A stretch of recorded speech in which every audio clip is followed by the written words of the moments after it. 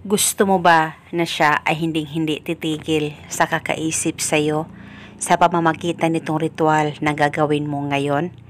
Ito'y napakasimple at paniguradong ito'y napaka-epektibo at ikaw lamang ang pakakaisipin ng partner mo, malayo o malapit man kayong dalawa sa isa't isa. Basta gawin ito sa mabuti at hilingin ng buong puso. Ang gagawin mo lamang, kumuha ka ng papel at panulat at isulat mo ito.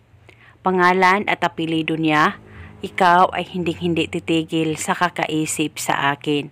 Isulat mo ito ng 3 beses at pagkatapos kumuha ka ng 1 kutsarang asin, ilagay sa papel na sinulatan mo at balutin mo ang asin at pagkatapos ilagay ito sa plastic o ziploc na meron ka.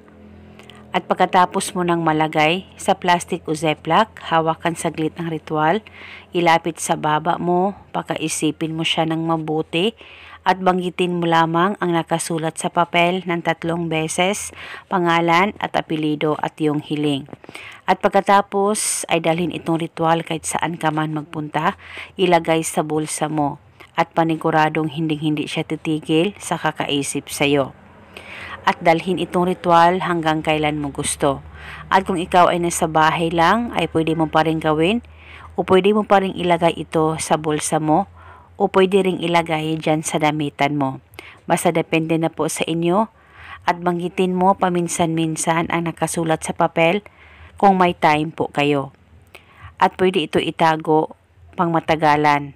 At kung napansin nyo na medyo nababasa na po yung papel sa asin, ay itapon mo na itong ritual at pwede ka gumawa ulit ng panibago.